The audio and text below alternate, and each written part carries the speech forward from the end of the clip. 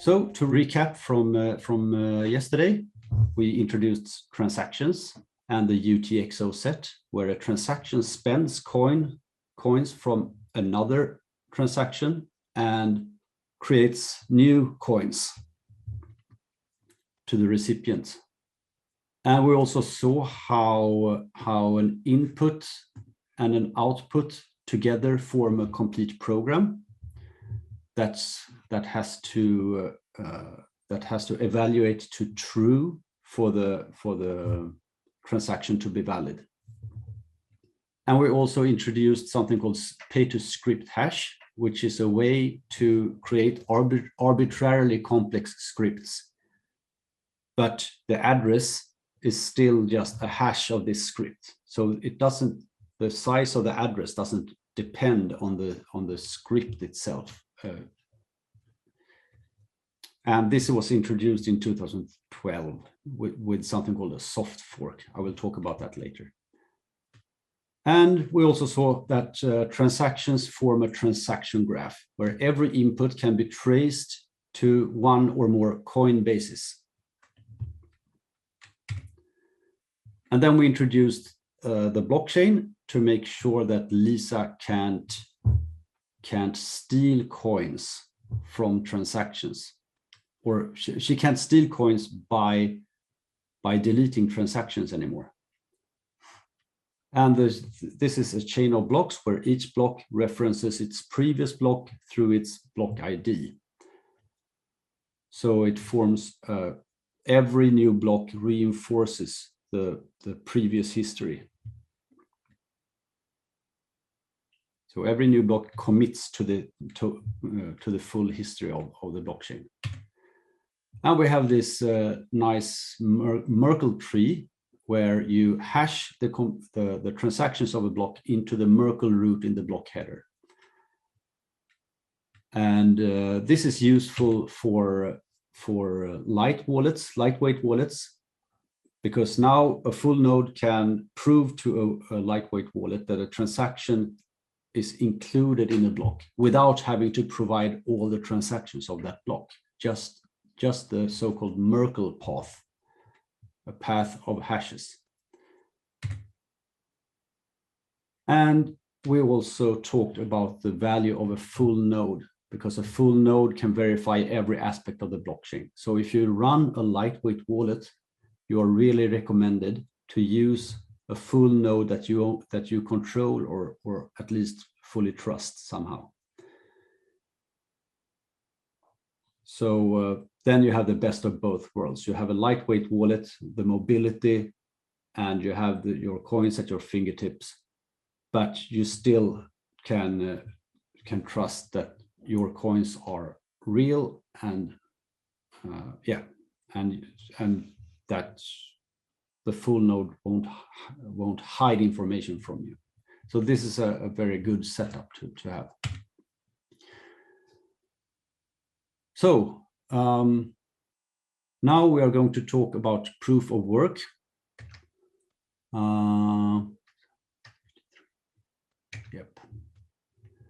So proof of work. We have a problem still in this blockchain system. That problem is actually Lisa. Lisa still has the power to censor transactions. For example, if you want to buy a cookie from the cafe and your wallet will create a transaction, send it to Lisa, and Lisa can just throw it in the garbage. She doesn't have to include it in a block. So if Lisa doesn't like that people eat cookies, she can see that, okay, this pays 10 cookie tokens. It's probably a payment for a cookie, so I will throw it away. Or some other reason. She can have any reason to censor transactions. And maybe she doesn't want to censor transactions, but she's threatened to censor transactions. Someone wants her to stop people from eating cookies, so she will try to censor transactions for 10 cookie tokens, or I mean, whatever reason. This could happen. and people are uneasy about this and wants this fixed.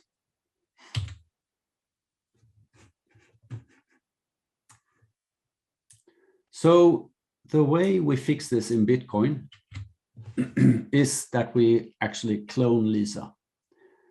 So we can have multiple people doing the same work as Lisa does. So in this case, we are letting Tom and She start doing the same work as Lisa does. And now users can send their transactions to all of them.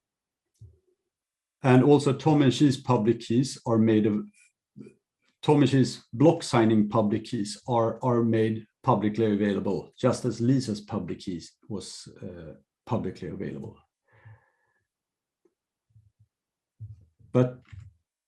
And now,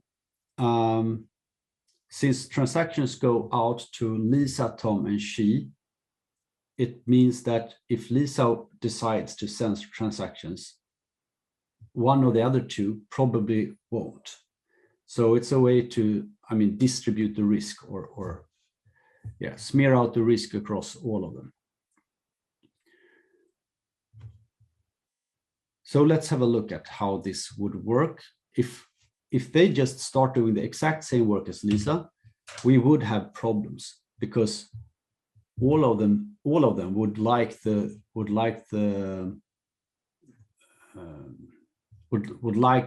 block reward, remember, of 50 cookie tokens. So each of them would start creating blocks as fast as they could, or at least after 10 minutes, they will just, all three of them would create one block each, and it would look like this, because everyone wants to create the next block because it's profitable for them because of the block reward. So Tom would make a block with his signature in it. Lisa would make a block with her signature in it, and She too.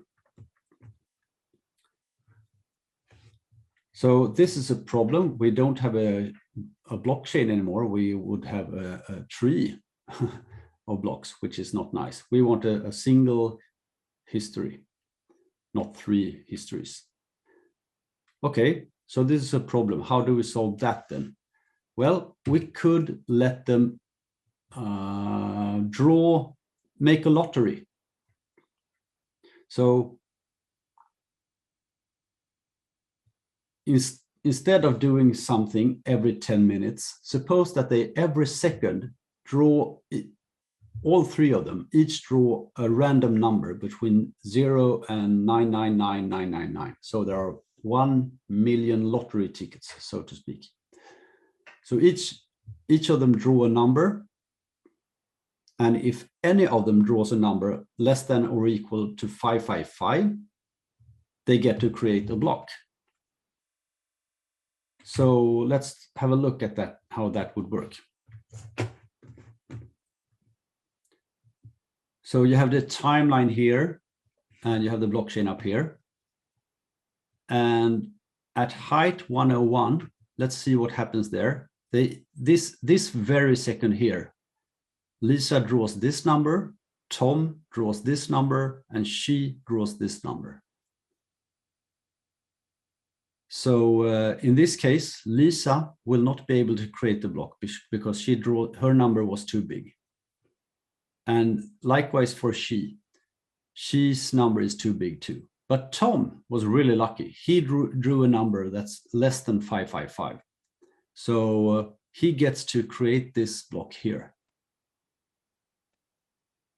And the next second, and then they draw numbers each second. This particular second, for example, here, they each draw a number, but all three numbers, all three draw a number that's bigger than 555. So no one gets to create the block here, right? And the clock ticks on, and every second they keep doing this, they keep drawing numbers.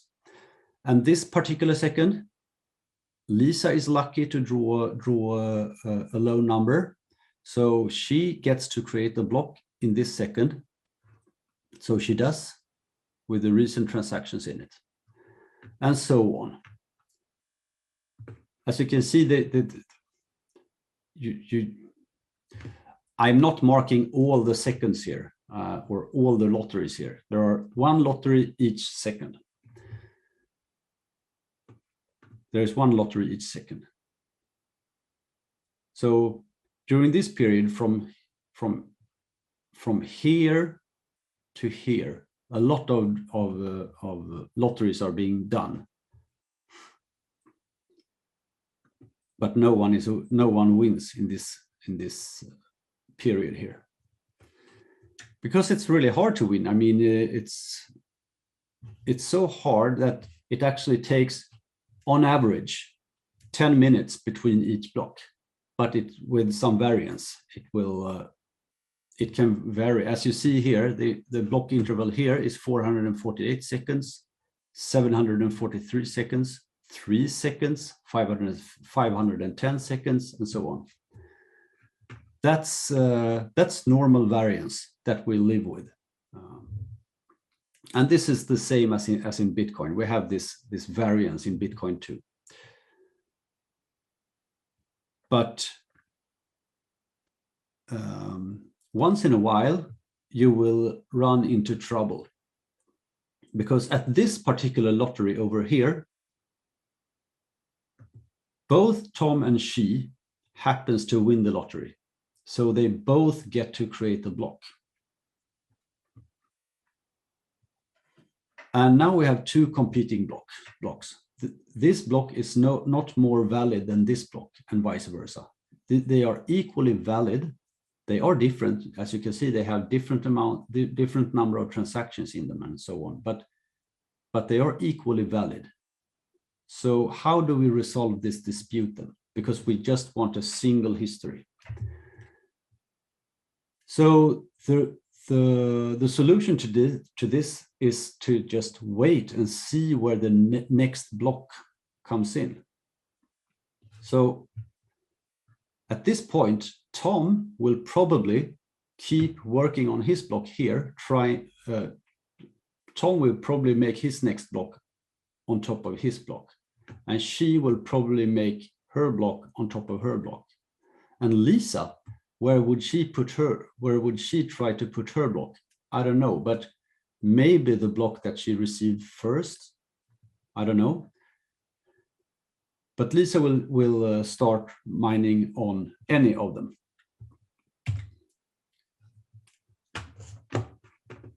So let's see how this resolves now. We have this contention here, and the next block is actually Lisa who wins.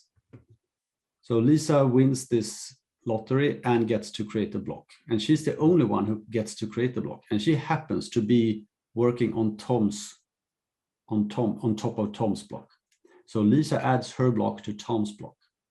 And now there's an important rule here saying that whichever blockchain is the longest is the one that's the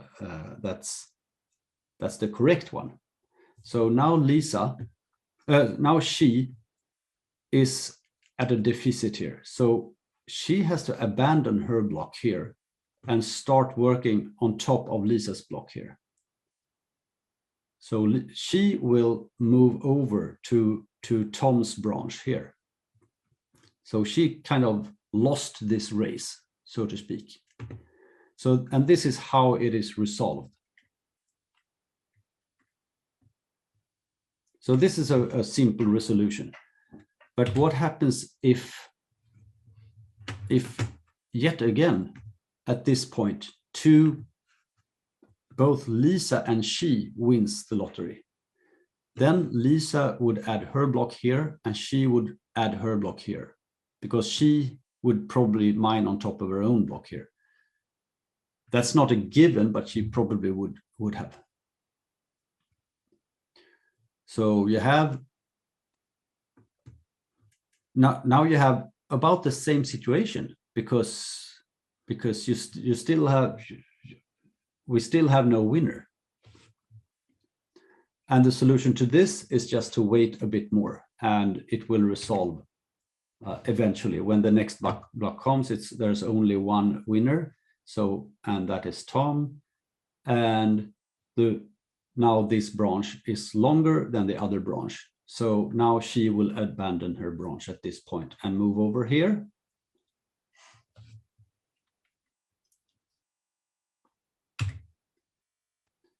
But we can also have this situation, for example. We can have this. This was the original contention or the original dispute. But suppose that Lisa and Tom draw a lucky number here. Then they both get to create a block on top of Tom's block. So we have a new situation. We have, first of all, she's branch is definitely shorter than both of these branches. So she will abandon her branch and start working on any of these two branches. But this will, of course, be resolved in the same way as the original dispute. It's just a matter of waiting and see where the next blocks come in.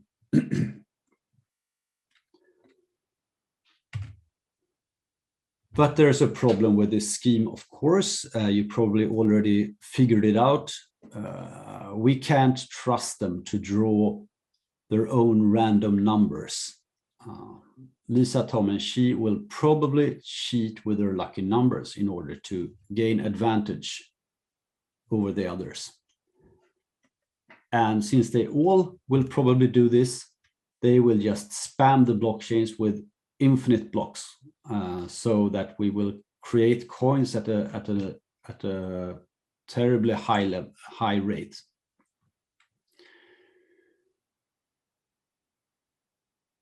And the blockchain will be totally bloated with blocks. So that's a problem. We want the blocks to be 10 minutes apart on average, not hundreds or thousands of blocks a minute. Okay, so that's when that's why we introduce something called proof of work. And this is what Bitcoin uses to keep blocks coming at the desired rate, on average 10 minutes apart. But it also but it also makes the blocks more anonymous. But anyway, so proof of work, instead of a signature here, you add something called proof of work. And that contains two things. It contains something called a target, which is, for now, it's just a constant. It's a constant number that's the same on all blocks for now. And then there's a number that can be different in each blocks, which we call a nonce.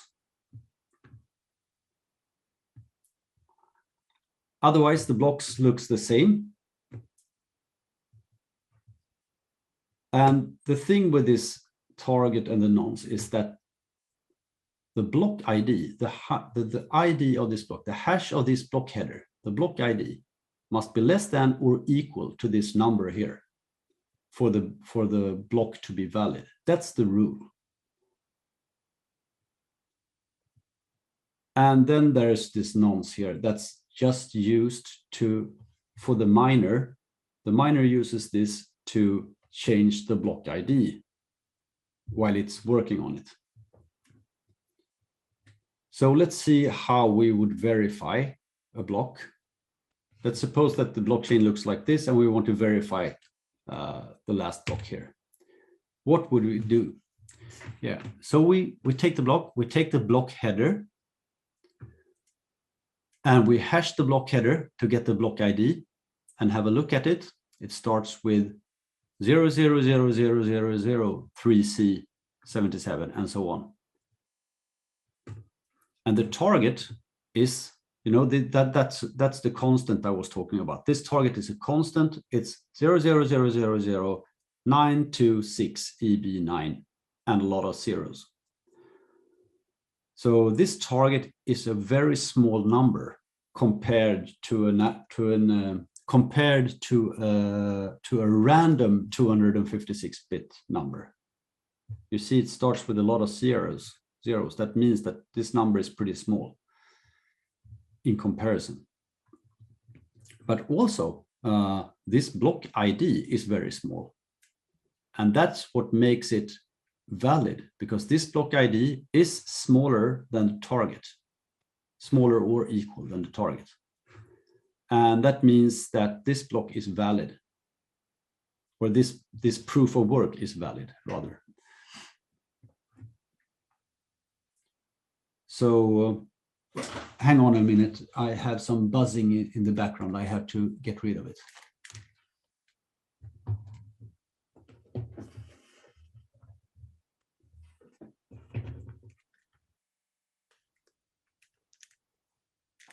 Hopefully you won't be disturbed by it. Anyway, so we can verify the proof of work in this way. So the important part here is that the block ID must be less than the target for the block to be valid. And as you see here, the nonce is this pretty big number here. We'll see how we get to that nonce in a moment. So we will now look at how she created this block in the first place. This is a finished block that's already part of the blockchain that we are verifying now. But we will look now at how she created this block. So she would create a block template and create this block header. And she would put the target here into the block header, which is this constant that it has to be.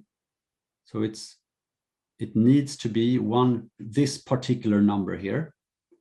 And then she needs to set something as the nonce. So she will add a 0 to the nonce. So the nonce is 0. And then she will try to hash this block header and see what she gets. She would get AA9C and so on, and ask herself, is this smaller or equal than the target? No, it's not, of course. It is not. So that means that this block is invalid because the target is not met. Okay, so what would you do now? If you remember the cryptographic hash function, if you make a tiny change, you will get a totally different output. So we use this knowledge and we just increase the knowledge from 0 to 1. We increase the nonce from 0 to 1, and then we try again. We just calculate the block ID and see if it's less than the target. And this time it's still not less than the target. So we failed again miserably. So this block is invalid. And we try again. This is a little smaller, but far from small enough.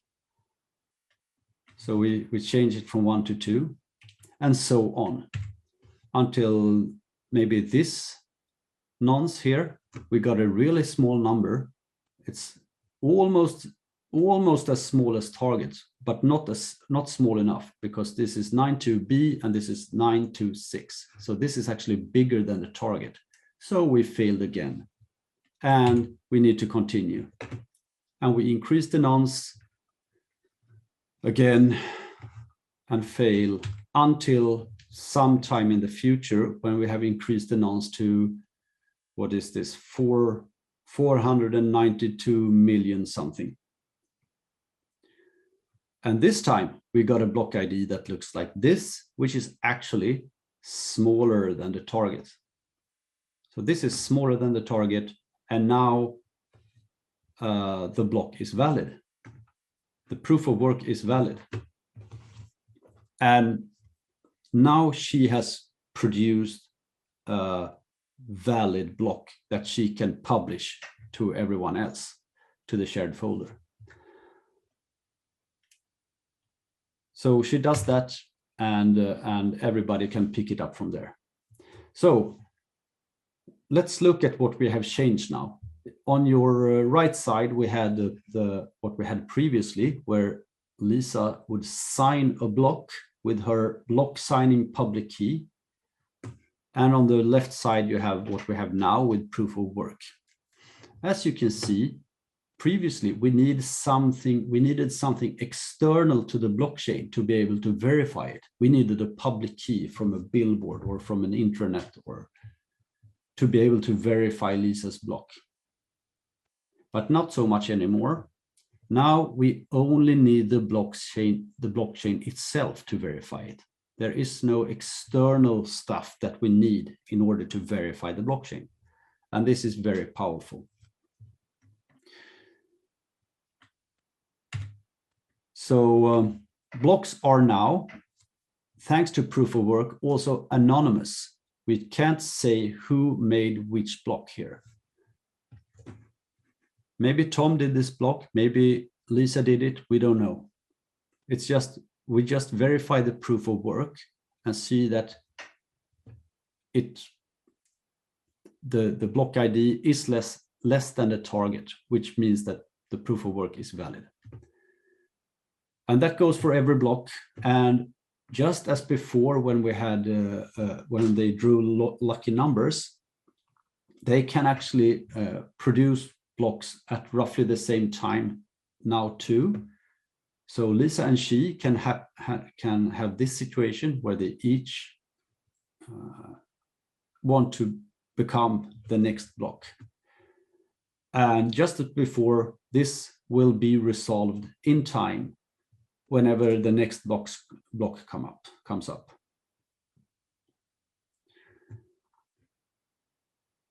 And as I said before, when we had the lucky numbers, we used to, one rule was that the longest chain is the one that you should work on, the one that you should extend, and the one that you should use as your history, as your ledger. But it's slightly different with proof of work. We instead say that it's the strongest blockchain that's the one we should use. And with strongest, I mean most accumulated proof of work.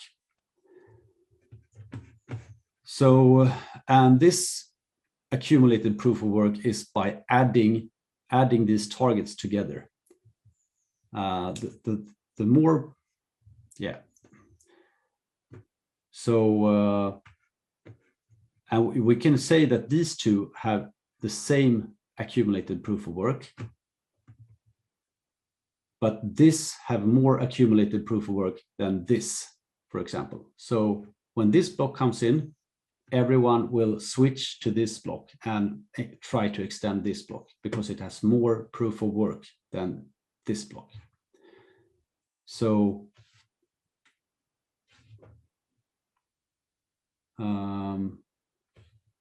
yes. Was there something else I wanted to say here? No, let's move on. So accumulated proof of work. Yeah, strongest. We call that the strongest blockchain. So let's have a look and compare the lucky numbers from the proof of work system. So the lucky numbers idea, we had a target of 555 out of 1 million possible values. But with proof of work, we have the target of 926EB9 times 2 to the power of 200. That's a pretty big number, but it's very small compared to the possible values, which is 2 to the power of 256. So it's hard to find a block. And instead of a draw every, or a lottery every second, we have a lottery every 0.02 microseconds, for example. It depends on Lisa's, she's, and Tom's computers, how fast they are at trying.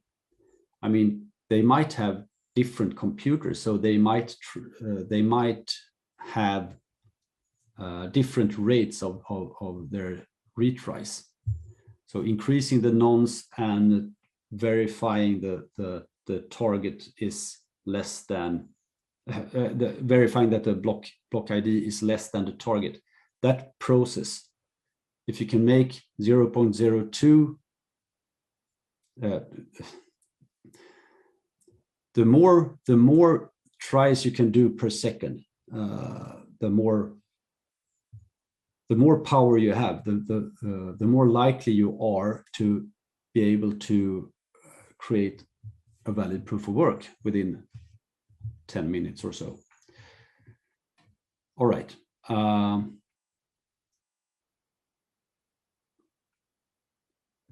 So given this and given this, with the lucky numbers, you got one block every 10 minutes, unless they cheated. If they cheat, all bets are off. But if they don't cheat, you would get one block every 10 minutes. And it's the same with proof of work. With this level with this pace of the lotteries, you have one lottery every 0.02 microseconds. You would get 10 minutes between blocks on average. And the best chain, for lucky numbers, we use the longest chain as the best chain, but with proof of work, we use the most work chain, or most accumulated proof of work chain, or strongest chain. And let's look at Lisa, Tom, and Xi's hash rate. They have, let's just pretend that they have identical computers. So Lisa, Tom, and Xi all have their own laptop, but they are exactly the same. And that means that they, in this example, they have 1 million hashes per second each, which means that she will be able to make 1 million tries per second. Lisa will be able to make 1 million tries per second to create a valid proof of work. And also Tom and Xi has the same rate. And they all, with this rate, they are expected to create 48 blocks per day on average. And so in total, they are expected to create 144 blocks per day, because their total hash rate is 300. The total hash rate is 300, which would translate to 144 blocks per day. Okay. But suppose now that some more people enter the game. For example, Rashid here comes in and he buys a shiny new laptop so he can do 150 million hashes per second. And that's more than Xi, and it's more than Tom. But Lisa also beefs up her computer, so she can do 200. What happens then? Now the hash rate increases. The total hash rate here increases to 550, from 300 to 550. And if we look at the expected blocks per day, Lisa would have 96, Tom and Xi 48, and Rashid would have 72.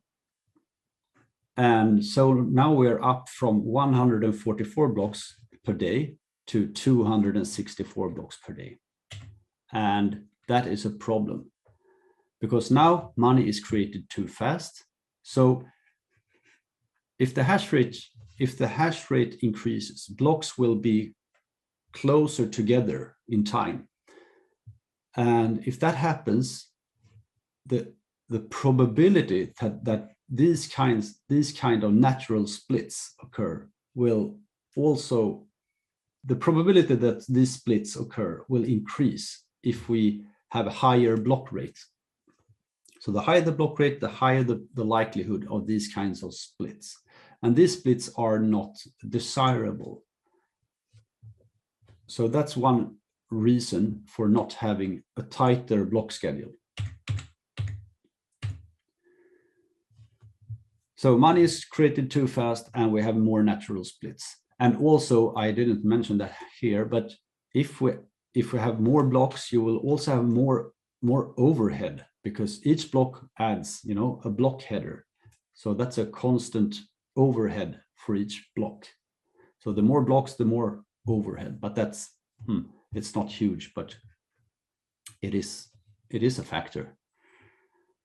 So to fix this problem, we have something called difficulty adjustments. And that is a way to calibrate the target with the goal of having 10-minute blocks on average. So let's have a look.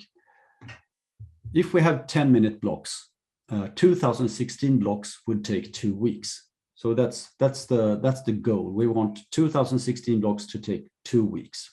If it does that, we have a good average of 10 minutes. If it takes less than 2 weeks, it means that it's too easy to create blocks, and we must increase the difficulty to create blocks. And if it takes more than 2 weeks to create 2016 blocks, we must make it easier. So we must decrease difficulty. And we do that by adjusting the target. So this increase and decrease of difficulty is done by adjusting the target. And this is done after every 2016 blocks. We do this measurement. And this is how you would adjust the target. So you have the number of weeks down here. If it took exactly 2 weeks, and you have the target change factor. So you want to change the target with a certain factor. And if it took exactly 2 weeks to produce 2016 blocks, you would have the target change factor of 1, which means that the target stays the same. And if it took 4 weeks to create 2016 blocks, we would have a target change factor of 2, which means that we would increase the target. We would double the target, and that would make it easier. So less difficult. We would make it less difficult. And let's say it just took 1 week to create 2016 blocks. That means it's far too easy to create blocks. And we will then have a target change factor of 0.5. So we would halve the target. And there can be any number in between here. And the lowest possible factor is 0.25, and the highest possible factor is 4.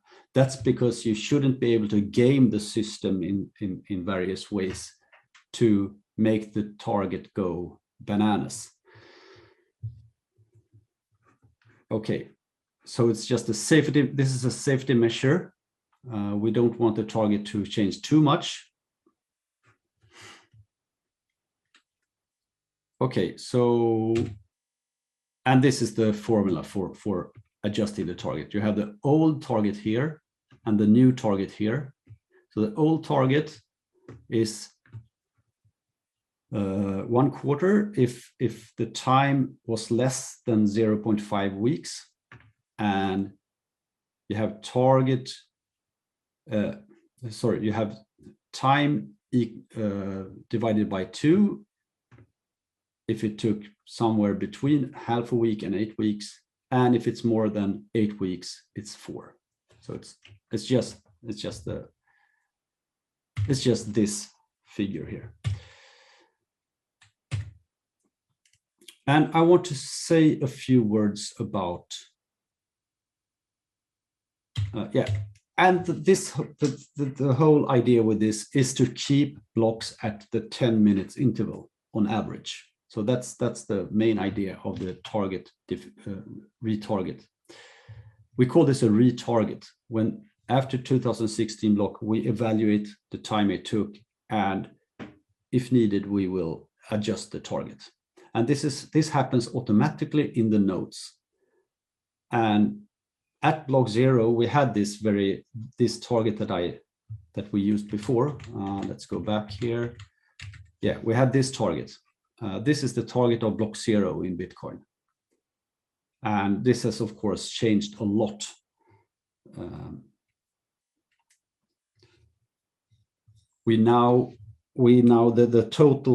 total hash rate of the Bitcoin network is around, I think it's around 100 exahashes per second. I think it is. Anyway, it's a lot.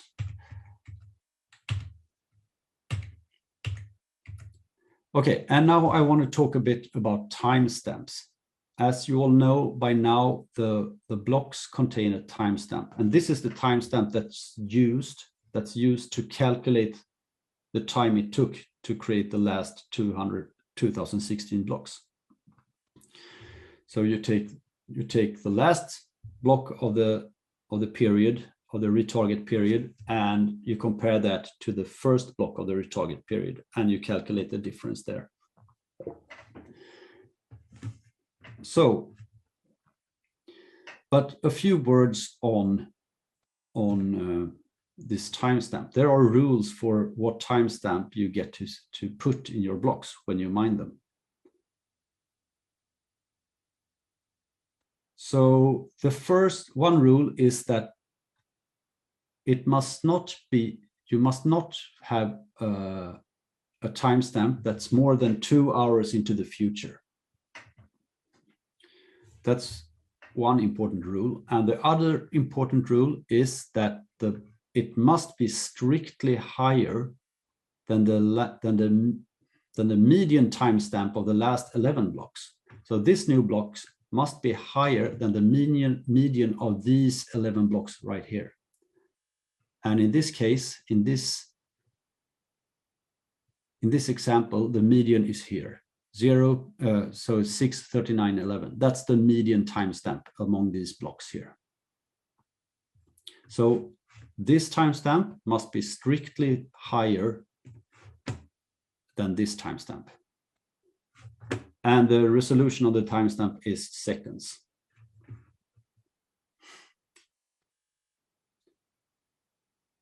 So I think that's what I want. Yeah,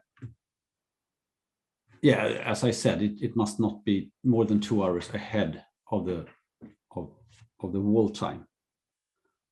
Actually, Bitcoin doesn't only care about its computer's local time. It uses its local time, but it also weighs in times from its peers.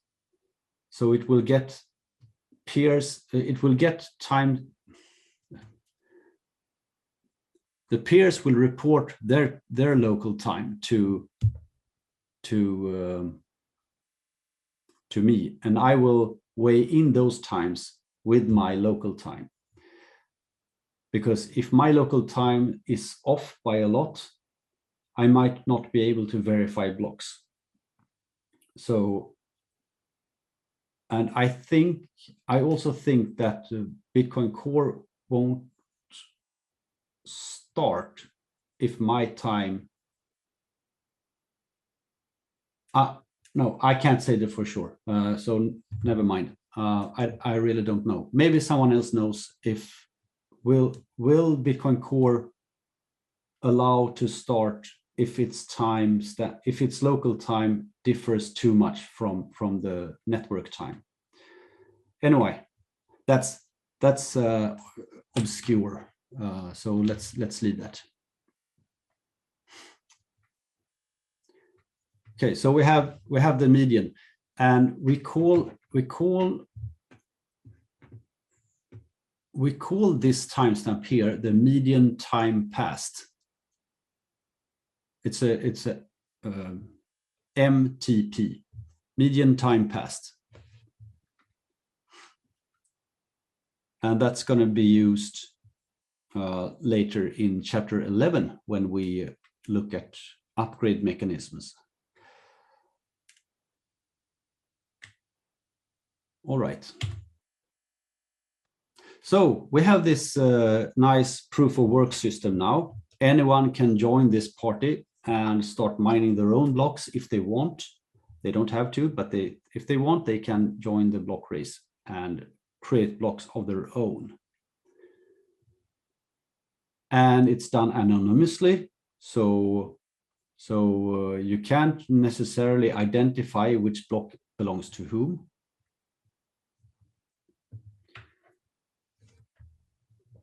But let's see now what Lisa can do if she wants to rip someone off. She wants to buy a cookie, she wants to eat it, and then she wants to revert her payment. She wants to undo her payment.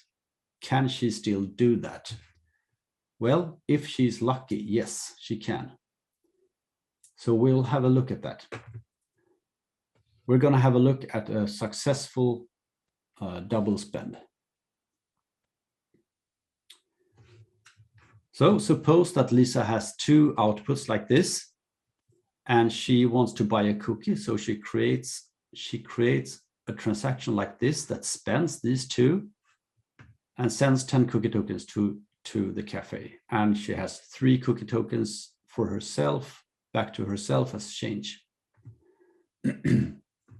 So I call this transaction C, which is for cafe. But she also creates another competing transaction. She creates this transaction, which spends one of these two, at least one of these two outputs.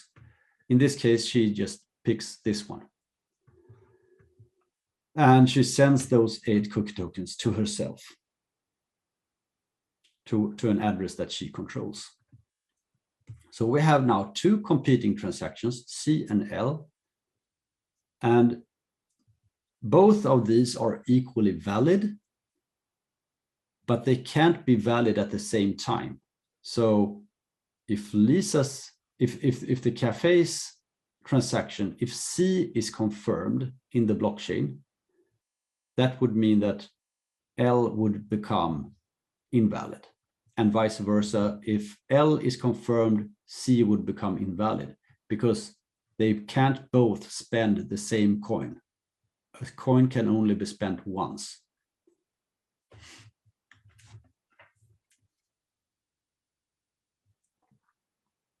So let's have a look at how this would work out. How can Lisa use this, do this? So let's say that we are here right now. Everybody is on the same page. Everybody accepts this block, and this is the tip right now. And then Lisa starts mining a block with her double spend transaction in it, her L. So Lisa creates a block with L and tries to find a valid proof of work for it. And then Lisa also pays for a cookie with a C transaction like this, and she publishes it to all miners. And what I didn't say here is that Lisa starts mining a block in secret, more or less. She just, yeah. She creates a block and tries to find a valid proof of work for it, but she won't. Never mind. Let's back up. She creates this block and tries to find a valid proof of work. And at some point later, she pays for a cookie with C, and the other miners will try to mine a block with C in it. Lisa is not trying to mine this transaction. She's trying to mine her own transaction, L. So everyone else is mining C. And at some point, let's say that the other miners, let's call it the honest chain with 350 megahash per second, manages to find the next block at this time here with C in it. And when the cafe sees this block, they will accept the transaction as confirmed and give the cookie to Lisa. And Lisa will now eat the cookie. So she has gotten the cookie, but she keeps mining on her secret block. She won't jump over to this block right here. even though it's the strongest chain right now, she won't jump to that chain. She will keep working on her block, and eventually she will manage to do it. Even before, she's lucky this time because she manages to create the block before anyone else creates a block after this block. So Lisa R is now on par with the honest chain. So Lisa's chain is equally strong as the honest chain. So now we have this contention. But she hasn't published her block yet. She will just wait a little longer to see if she manages to make a stronger block, strictly stronger blockchain. So she keeps mining, and this time she is really lucky to find another block before the honest chain manages to do that. So now she has 2 blocks, and her blockchain is now actually stronger than the honest blockchain. So now she just publishes her 2 blocks at once. So these 2 blocks are published at once, and everybody will pick them up and find that they are valid and accept them. And also, because this blockchain is stronger, everyone else will jump over to Lisa's branch, and Tom and she will keep mining on Lisa's branch. So this is a typical double spend attack. And Lisa was really lucky to pull this off. She probably wouldn't be able to, but she tried, and she was really lucky this time. So now everybody is on this chain here, and this honest chain will be stale. No one will build on this chain anymore, which means that the effect of this is that C is now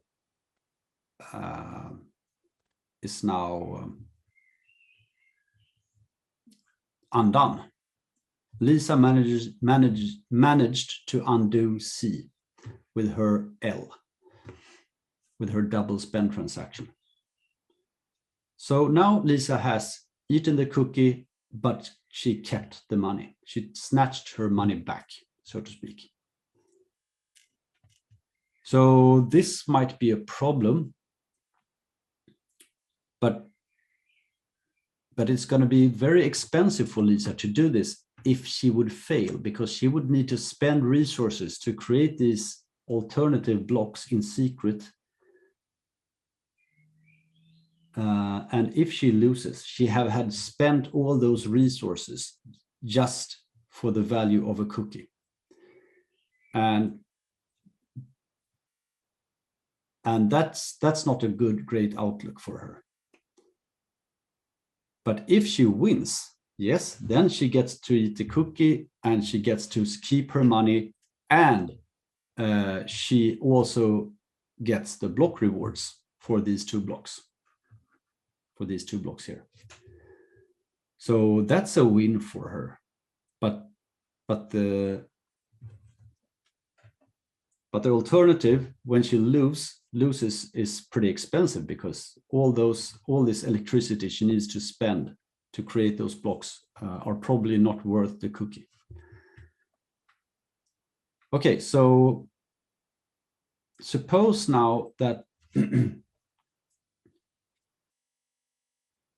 maybe the cafe accepts this small risk that someone double spends for a cookie. They probably won't. Lisa won't do this. So the cafe can just accept, okay, a single confirmation like this is acceptable. I will just hand out the cookie after 1 confirmation. But suppose that the cafe is selling something bigger, something more expensive. Suppose that the cafe is selling the cafe itself. The cafe owner is selling the cafe itself for 100,000 cookie tokens. see what happens then. And also, since the cafe is security oriented, security minded, they will not accept a single confirmation for this cafe, buying the cafe transaction here. They will require 6 confirmations, so to speak. And that means that the cafe will, after the payment has been confirmed in a block, they will wait until the cafe is buried under 6 blocks. So 1, 2, 3, 4, 5, 6. And at this point, they will hand over the cafe to the buyer. And this is a safety measure for bigger transactions. Let's have a look at how this would happen. And let's say that Lisa is trying to buy the cafe for 100,000 cookie tokens, and then she wants to snatch her coins back. So we have the honest chain, 350 mega hash per second, and Lisa's chain, which is 200 mega hash per second. So Lisa is expected to make fewer blocks per hour than the honest chain. So let's start again. Kumbaya, everyone is agreeing on this block, and Lisa starts her double spend branch. At this point, she starts mining a block with her double spend transaction in it. And Lisa pays for the cafe at this point. She sends out a transaction to all the miners. And this time, Lisa is the first one to find a block, but she keeps it secret. So she finds this block and keeps it secret. And then eventually someone else finds a block with a honest transaction in it. And as expected, the honest chain will find another block. But Lisa is still only on 1 block here. And then 2 more blocks. Then Lisa and the honest chain will find a block simultaneously here. And then Lisa will find a new block. And at this point, it's 3, and the honest chain has 3 blocks and Lisa's chain has 3 blocks. So it's a draw so far. But she hasn't gotten the cafe yet, because the cafe will wait 6 blocks before they sign off the cafe to Lisa. And the next block is cafe and cafe again. And then Lisa finds a block, and it's now 5-4. So 5 to the cafe, 4 to Lisa. And then the cafe happens to find the next block, which is 6-4. So Lisa needs now 3 more blocks to create a stronger blockchain than the honest chain. Because Lisa would need to create 1 more block to make a stronger blockchain in order to convince others to switch blockchain. So she's now at a deficit of 3, more or less. And the next block is actually on the honest chain. So now it says 7-4. And Lisa, at this point, decides to give up. She's now her deficit is too big now. So she thinks that catching up three blocks is too much for her. Actually, she needs to catch up 4 blocks. She needs to make 4 blocks more than the honest chain at some point in the future.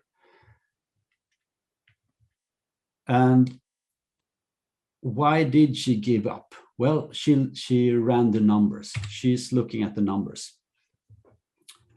Because if you need to catch up 4 blocks, you have this formula to take care of. If you take the attacker's hash rate and the honest hash rate, and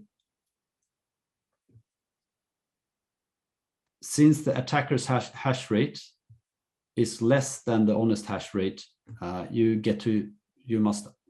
So this is the probability that Lisa will ever catch up Z blocks. So 4 blocks. She wants to catch up 4 blocks. So this is the probability that she will ever catch up 4 blocks. And if we put this in a table, you can look at this here. So she needs to catch up 4 blocks, and Lisa has 36% of the hash power. Yeah, which means that Lisa has 0.1 probability of ever succeeding. So this is if she's willing to try indefinitely. And she's probably not willing to do that. If she's, because she doesn't have infinite resources to keep trying forever. So at some point she wants to give up. So her actual probability is slightly less than this because she's not willing to try indefinitely. So it's, but it's somewhere around 0.1.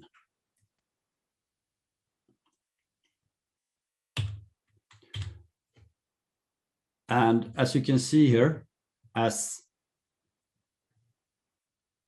the number of blocks to catch up increases, her probability of succeeding will decrease like this. And if you are someone else, for example, if Tom would try to pull off this double spend attack, and he's at 18% of the hash power,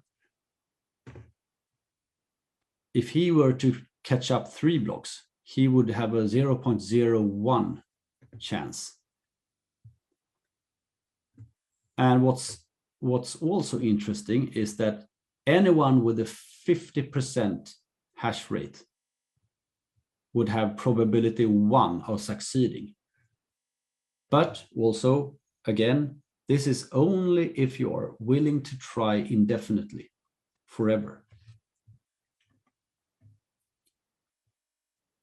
If you're not willing to try forever, this value here will be less than 1, but probably pretty close to 1. It depends on how long you're willing to try.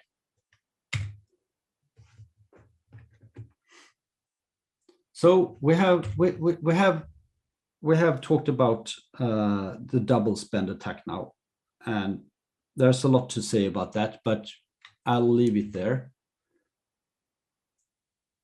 and jump to another problem, which is that miners are incentivized to mine empty blocks, because the bigger the blocks are, the less competitive they are in the block race.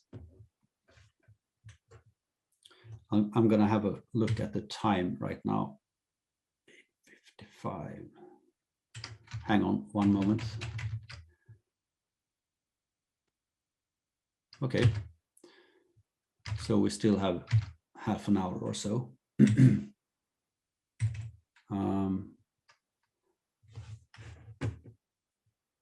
Let me just check the schedule here. 11:20, 12:20 breakout sessions. Are we overdue now?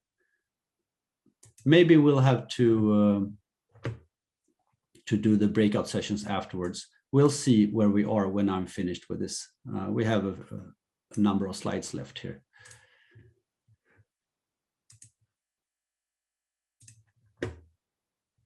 I'll just pop into the chat to see if everything is okay here. We have a few questions, but we'll take that in groups, I think.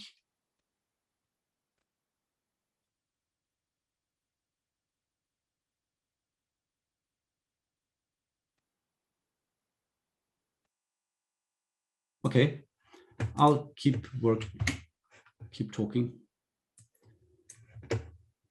Okay, so we have this problem that miners are incentivized to mine empty blocks because bigger blocks are less competitive. I will show you why. So suppose Tom and Lisa make one block each, and Lisa's block is big and Tom's block is small. So Lisa's block contains lots of transactions, while Tom's block contains only a few transactions. And they create these blocks at exactly the same time. They create a valid proof of work at exactly the same time. And then they will start uploading their respective blocks to the shared folder. So that will take longer for Lisa, and it will be faster for Tom to upload it to the shared folder. You have the timeline down here, timeline. So at this point, Tom's block is uploaded to the shared folder. And at this point, Lisa's block is uploaded to the shared folder. And then from there, she needs to download, for example, she needs to download this block from the shared folder. So Lisa's block, So at this point, Lisa, she will detect that there's a new block here and start downloading that. And at this point, she will notice that there's a new block here as well. So she will start downloading that. And of course, downloading this block will take longer than downloading this block. And at that point, Lisa, at this point, she has received Tom's full block and is now ready to start verifying the block. And a small block is usually faster to verify than a big block. So this verification here is also faster than this verification here.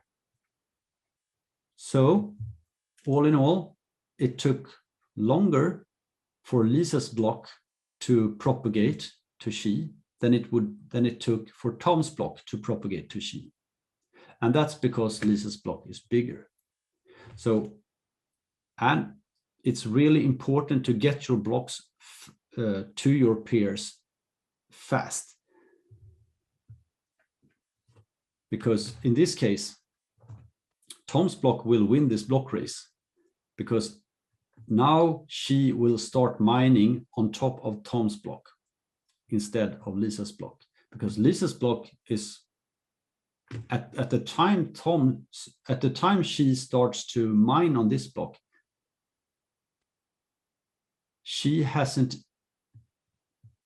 even finished downloading Lisa's block.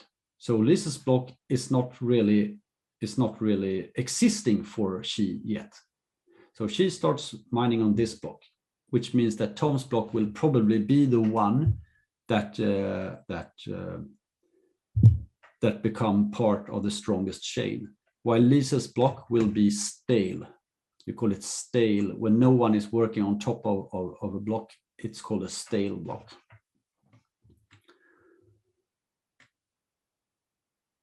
Okay. So to compensate for this, I mean, after all, you want miners to process transactions. And looking at this, there is no incentive for miners to process transactions. They don't want any transactions in their block. They just want the block rewards.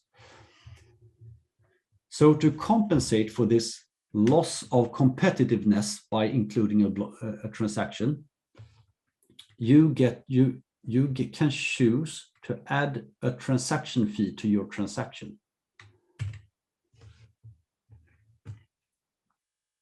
So if we look at this transaction here, it spends two outputs of 8 and 5 coins, 8 and 5 Bitcoin or cookie tokens, and it creates two new coins, one of 10 cookie tokens and one of 2.5 cookie tokens.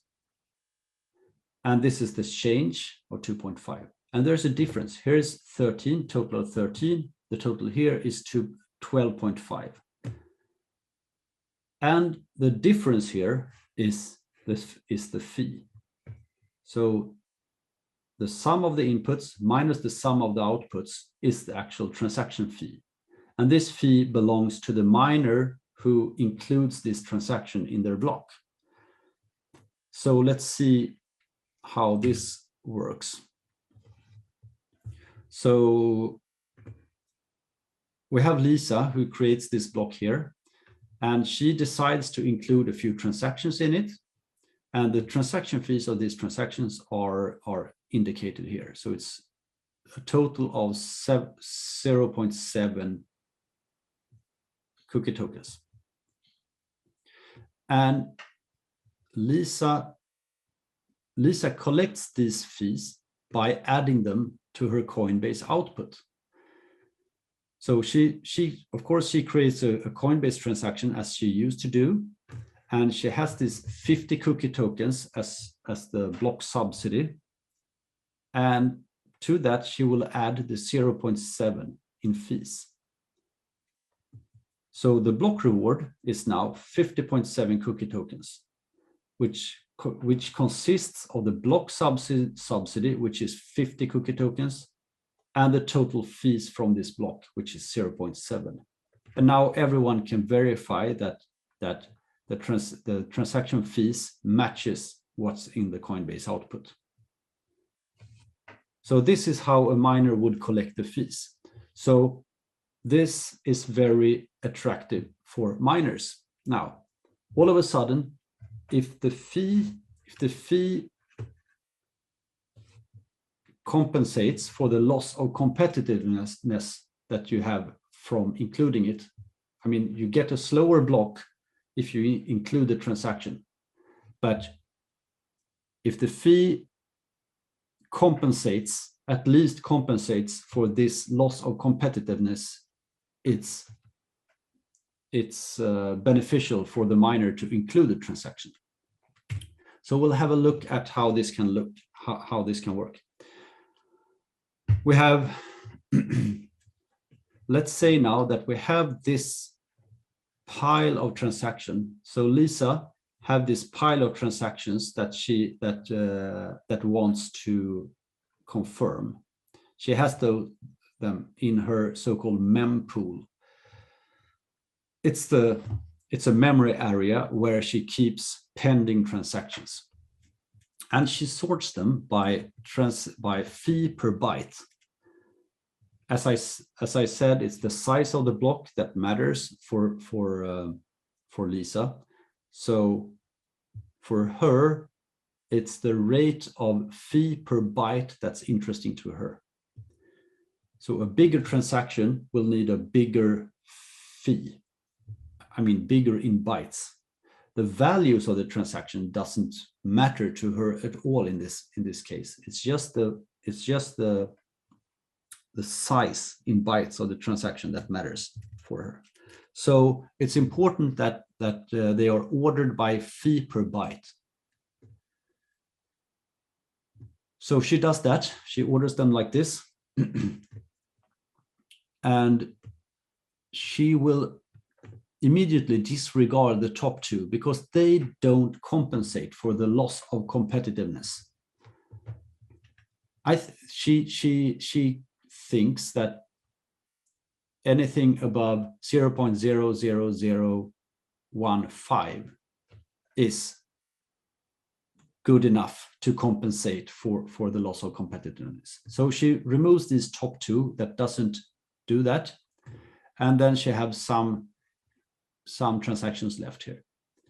But then she also needs to take the block size limit into account, because blocks are only allowed to be 1 megabyte in size, or exactly 1 million bytes. So blocks are limited to 1 million bytes for various reasons.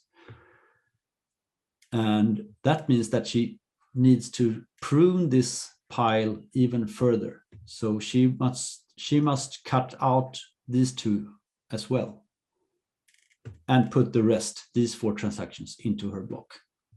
So this is how she would maximize her profit when she mines a block. And as I said before, the block reward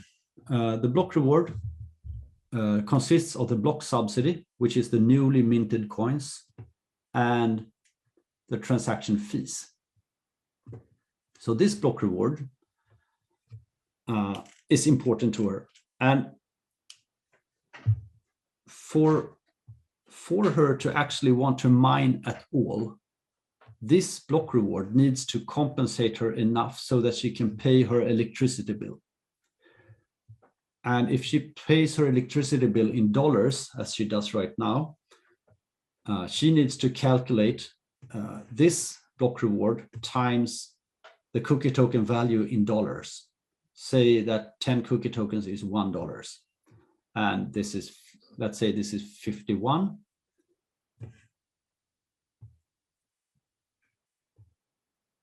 So it's $5.1 in total. And that should, if that $5.1 is enough for her electricity bill for that period she worked on it, it's a profit for her. Otherwise, it's a loss for her, and she might be better off turning off her mining equipment. So as long as this is profitable for Lisa, she will keep doing it. And over time, as block subsidy decreases,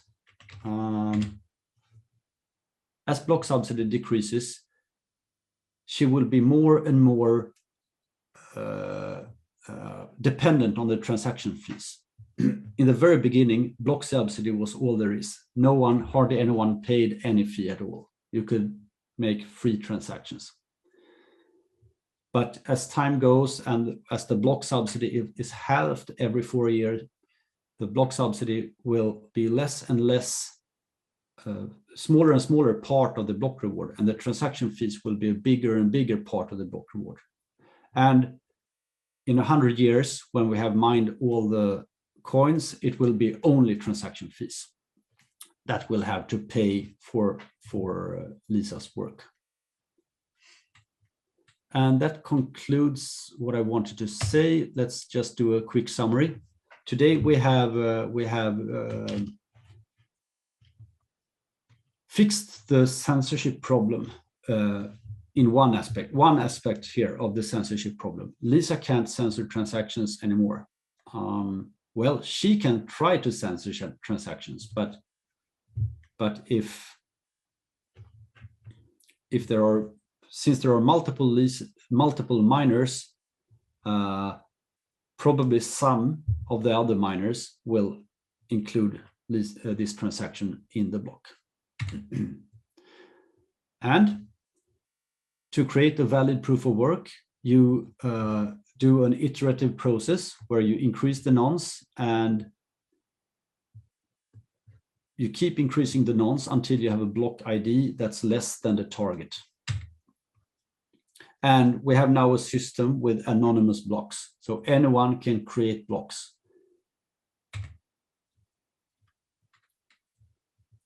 And every 2016 blocks, we calibrate the target so that the time between blocks is 10 minutes on average. And we introduced something called transaction fees, where you give miners incentive to include your transaction into a block. So I think that's it for this lecture, and we are going to do the exercises of chapter 7.